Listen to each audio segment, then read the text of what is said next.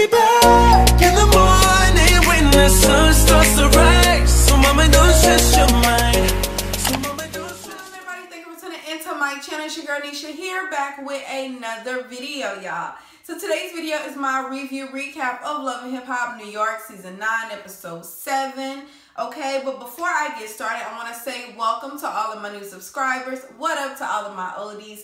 I love having you guys here. Please continue to comment, share, and like the videos. You know, it always helps your girl out. And also, if you are new here and thinking about subscribing because you haven't done that yet, but you've been watching my videos, I want you to go ahead and hit the subscribe button so you can be notified every time that I release, which is typically every week, okay?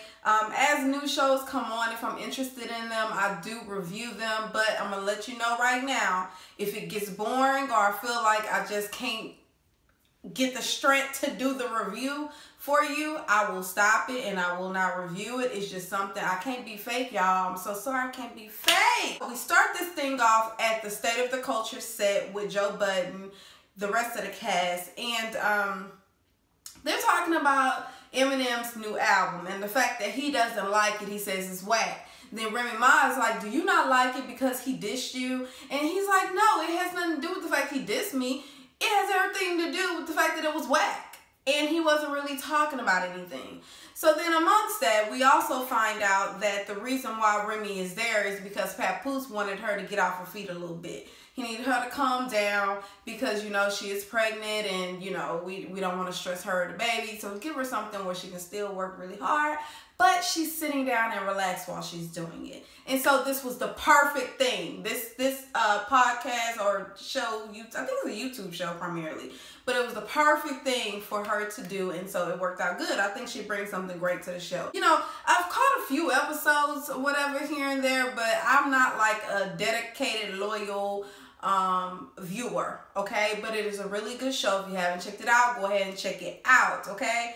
So we talk about that. We also talk about the fact that Cyn Santana is, you know, she's suffering through the postpartum depression and he doesn't know how he can get to her. He doesn't want her to feel neglected, but he does have to get out and make the coin. So he's like, look, Remy, you and Papoose are relationship goals. What can I do to get you to help me, help me, help you, help you, help me?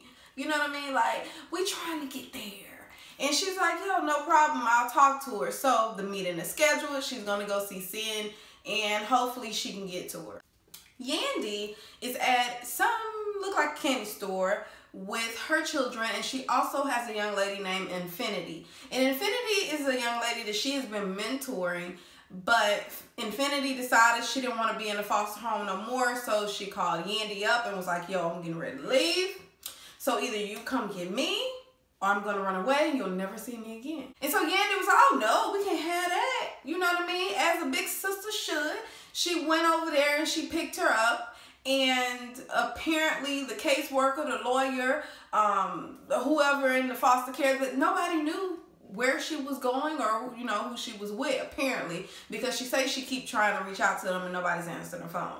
But anyway, we're here. She picked her up and she's going to stay with her for a few days until Yandy is able to talk to the people, because she is, I guess the state is her guardian or whatever. I don't know how all that works, but so until she gets someone on the phone to say, hey, this is what's going on, she's gonna let the young lady stay with her. So now we're with Safaree, Jacquay, and Rich Dollars, and they're at some meat truck, child, and they having a conversation about Safaree's piece that has scored him $7 million deal, honey. It's a deal, though. You know, he's super excited about it. He's talking to the dudes. He's like, look, what y'all think? And they're like, well, look, I honestly, first of all, this is uncomfortable for us to talk about, but since we're going to talk about it anyway, I don't think you should take the deal because it's not going to, it's going to take away from you being able to be taken serious in this music industry. And then Safaree's like, yeah, I understand what you're saying. Honestly, though, I don't think that it should take away from his, you know, being taken serious lyrically. I think that's one thing in his personal business ventures are another thing. However, that's in a perfect world. You know, you should take me serious based on my bars. If I can spit bars, then why the hell are you concerned with what else I got going on? But then I can see how it will be a distraction for some, and that just is what it is, you know. So it's unfortunate, but it don't look like he can get out the deal just yet because he's already signed the contract. We found that out later on. But then we also talk about Sidney Starr and the fact that she is meeting up with Nia Lee, who is going to help her appearance and help her with her bars, okay? And so Jacque's like, yeah, I'm going to go meet up with her right after we get through here or whatever. But if she can't bring it, then I'm going to take the record from her. And then Rich Dollaz was like, well, I know what it feels like to take a record from somebody, because y'all remember he took a record from Eminem'S. He gave the record to Olivia, if I'm not mistaken. So he, you know, he reminisces on the time that he did that and how fucked up it was. But let me tell you, if you're not able to produce, which Eminem'S wasn't.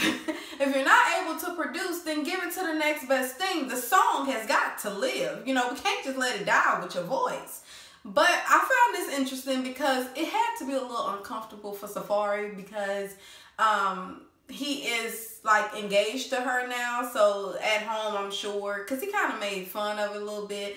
He was just like singing it, but what's sad is like the way he sung it, and he was like mocking her or whatever. The way he sung it actually sounded better than the way she did. And it was just, I just don't think she can sing. I think she's a beautiful girl, and you know, she can act or whatever.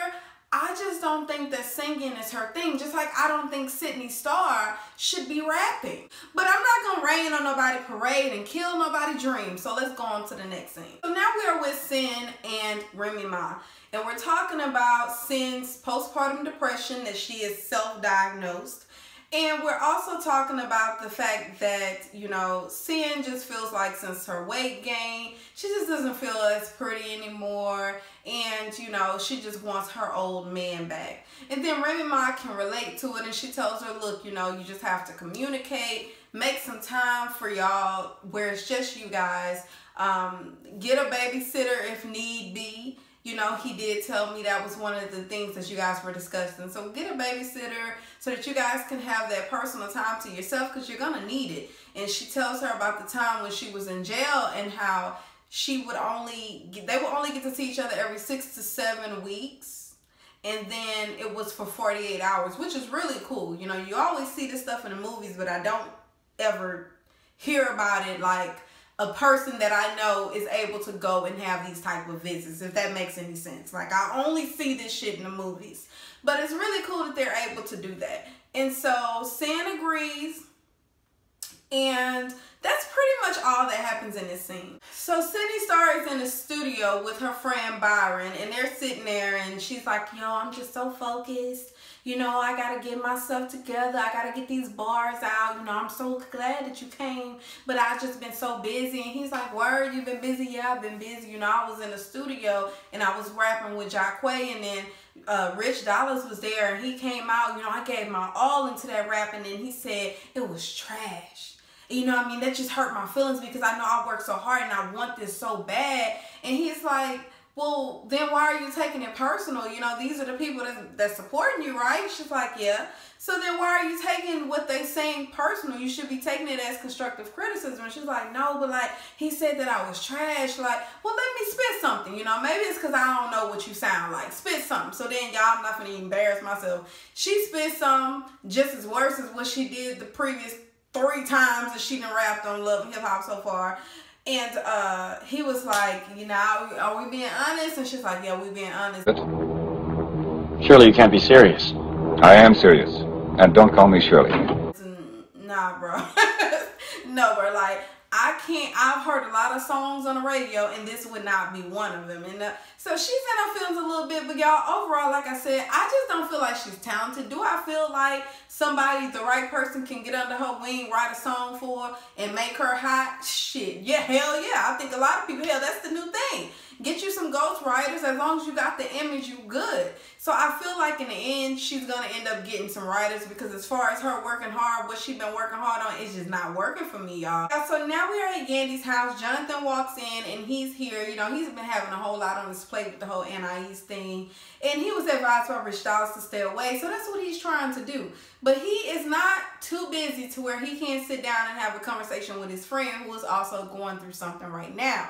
Now, Infinity is over here. That is the child that she mentors, and the one that said she was going to run away and never turn back, and Yandy would never see her again if she didn't come pick her up, because whatever the environment was, she could not deal with it, and she did not want to stay there. And so Jonathan, he ran over. He's like, look, I got to be there for my girl. So she starts to tell him, look, nobody's answering. I've been calling. The lawyer's not answering. The caseworker's not answering. Her foster people not answering. Like, I don't know what else to do, but I don't want her to just be out. And I do want her to know that somebody that loves her is actually here with her and for her. And so he's like, look, I don't know if this is illegal, but this could be illegal. Like, you are actually harboring a runaway. You know, you can't do that because she belongs to the state. So your best bet is to let her go back, because you can't be serious right now. Like, I know how you feel about her, but it's just not it's not a good look. I agree, it's a difficult situation though, because I would not want to see her in a situation that would harm her or something to where she would have run away. Because if you think about it, hell, would you prefer me to let her just run away and none of us know where she is? Or do you prefer somebody that actually cares for her, been with her, and actually has the capacity to have her? You know, wouldn't you prefer me to get her rather than somebody else? Safaree meets up with Papoose and Remy at some food joint, and he just wants to get advice, because he's like, look, I know they'll tell me the truth, because so far everybody else has been telling me, look, you don't need to do the you don't need to like sell your pita like that, you need to keep that sacred. And so he's over here meeting with them, and he's like, look, you know, I can't wait till I can have the golden child. I want to have the right woman. I want to be able to do that. Remy Ma, I can't take him serious. He's like, look, I can't see you pushing the first stroller down the street. I'm sorry, just can't see that. And then he starts talking about the contract with the dildo or whatever. So she's like, oh, okay, I think that'll be a good idea. But then Papoose is like, no. What about your girl? Would you want your girl? Do you think your girl would be okay with a replica of her man's penis in everybody's house? Like, how would you feel about that? And he's like, yeah, I understand. But then Remy's like, there's money in it though. Like, she's thinking about the financial piece of it. Like, you could really get paid off of that. Well, I actually have already signed a contract. And then she's like, okay, so you reviewed it or whatever? No, I didn't review it. I let my peoples review it, but you know, the contract's already signed. And she's like, look, you never do that. You always look at it yourself, because you can't trust that everybody's gonna have your best interest at heart. And I totally agree with her. What the hell? Why would you do that? You don't know what these people done signed up for. At least view it yourself. Like, he sees dollar signs. But she's like, look at it from the legal perspective. You could be locking yourself into something you have no idea about. So now we're at Joe and Cyn's house. And Cyn is very excited, y'all, because she's like, oh, I got a solution. Remy didn't talk to me. She told me what I could do, gave me a little advice or whatever. So now I'm ready. So then she goes in there and she's like, what's up, Joe? And he's like, hey, what's up, Bass? And then she sits down. Look, I've been thinking every other Sunday we can put away our phones or whatever, no social media, no nothing, and we can just chill and it just be you and I. We do whatever we want to do, and that can work for us. And he's like, wait, I'm confused. And she's like, well, what's going on? Well, I thought you were depressed. And she's like, well, yes, I am. He's like, okay, so what are we going to do about your depression? And she's like, well, you know, I sing, so that's like a therapy to me and all of it. She's like, no, but, you know, I just need to work on us, because, you know, I realize that that's something I want to fight for. I know the other day you were saying how you were just willing to walk away because you wanted me to work on me, but then I'm thinking, like, there's no me without you, so we got to make this work. And then he's like, look, I understand what you're saying, but I'm more concerned with your mental right now. I can't, how can we do this if your mental is not right? And she's like, you know, I understand that, Joe. He's like, yeah, you know, but you know, I'm able to feel, you know, I know I have this depression or whatever, but it's fine because, you know, I'm able to heal through it. Can I have your name, please? Jake. And your email and zip code. They're optional. Great. So what brings you in here today? Well, you're free. Too embarrassed to see a real doctor? You got me. What is it? And I'm thinking, girl, first of all, you haven't went to a therapist. You haven't went in. You just keep talking about this damn postpartum that you done diagnosed yourself with. But then you have a man that loves you so damn much that he's like, look, I'm more concerned with the way that you are mentally. Because if you're not right mentally, then there's nothing that I can offer you or that you can offer me because you haven't got yourself right. This is wisdom, girl. Accept that shit and run with it. So she kept trying to convince him that she was able to help herself out of depression, but he wasn't here for it. And then he's like, look, you need to go and get help. And then she's like, well, I don't want to be on medicine and I don't want them to do this and that and that. And I'm like, girl, you don't know what they're going to do until you go. And matter of fact, you don't have to take any medicine that they try to offer you. All you have to do is just sit down and talk to them. Tell them you don't want medication. Medication is not the answer all the damn time anyway. At least being able to talk to somebody that does not know you. Because earlier you mentioned you really didn't want to talk to Remy because she was his friend. So talking to someone that's completely out of the loop, don't know anything, unbiased, will be able to help you. Safaree goes to the Doc Johnson meeting and he's there to hear what they got to say. He's very intrigued by the idea of his peanut whacker being in everybody's home at their disposal. You know, everybody wants a part of Safaree. And so being that he's going to make this mold of himself, it's almost like everybody wants to be him. And so he is excited with that idea. And so he's sitting there with his two managers or whatever, and they're getting more information, but he still has doubts about whether or not to go through with it because he doesn't want his music to be taken serious and he don't want everybody to look at him for what he got in his pants. But the fact of the matter is, it's making you some money. It's already out there for free, so why not just make money off of it? But that's just me. You know, I guess we do have to consider the fact that now he's with Erica Mena. What if she don't want her man's Peter Packer out there? Alright, y'all, so now we're with Nia Lee and Sidney Starr, and Nia Lee is really trying her hardest to help Sidney Starr out. She's like, look, she don't got the bars, but at least let me help her with the beauty part. So she called it Beauty and Bars Boot Camp. But Sidney Starr is a little offended because she's like, look, no, you're not trying to talk about the way that I look. I look gorgeous. She's like, girl, his hair, whack. His gear, whack. His jewelry, whack. His foot stance, whack. The way that he talks, whack. The way that he doesn't even like to smile, whack. Me, I'm tight as fuck. She's like, girl, no, them breasts gotta be put up, honey. You just need to get yourself together. This is not it. If you want to be taken serious in this business, you need a little help with the way that you look. And then she's like, Sidney Starr's like, no, I don't need no help. Matter of fact, you the one need the help. Now, she said that in confessional. She didn't say that to her face. But she said she needed help and she was a little offended. So then Jacquay just so happened to walk in. And then Sidney Starr's like, how do I look? Don't I look nice? Like, she's trying to tell me I need to change the way I look. And he seemed to be a little bit uncomfortable because, mind you, that is a straight man and this is a transgender woman. And he didn't want to offend her, but he also didn't want to be he didn't want to be uncomfortable and tell her something that, you know, I'm not attracted to you, so I don't want to tell you what you look like. You know what I mean? Let's bypass that. So then he wants to know how the bars doing. What about them bars though? So then she starts rapping, child. She ain't learned shit. I'm telling you, that girl cannot rap. I really think that Rich Dollars tried to help her out because she was different and he thought she could bring something else to the table because and he had no knowledge of what she sounded like. It just seemed like she's very insecure.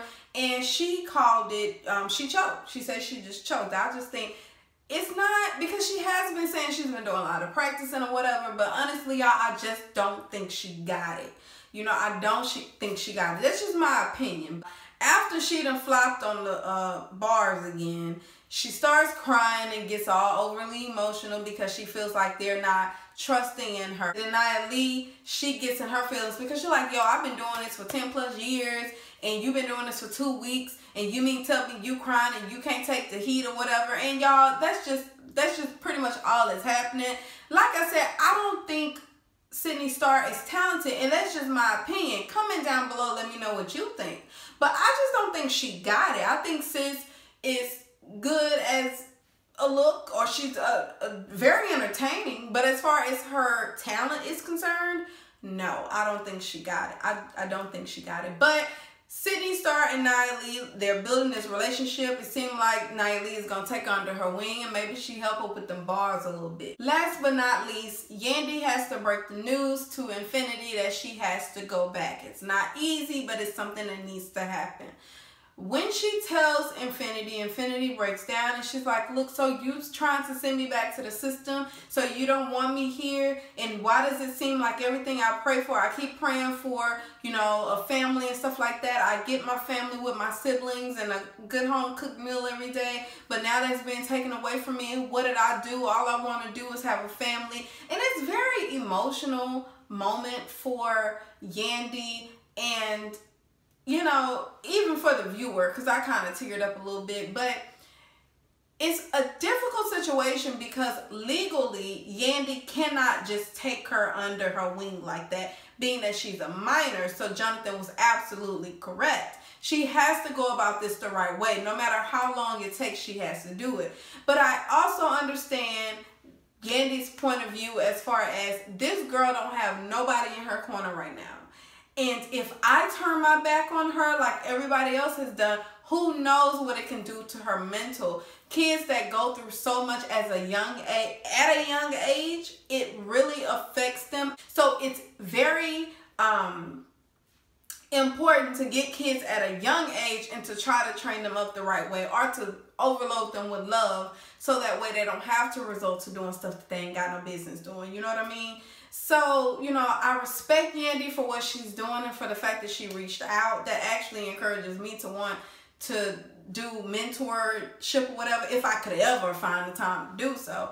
But I think it's a really cool thing to do. Now, I just hope that the young lady doesn't resent Yandy for doing what she has to do, which is take her back to the group home, because, you know, it's just a difficult situation. Yandy's hands are tied at this point, but she has to follow the law, and she has to get her the correct way. Go ahead, get into the comments down below. Let me know what you thought about this episode. Don't forget to like, share, subscribe with the bell so that you're notified every time that I release. And until next time. Yeah, low key, maybe high key. I been peeped that you like.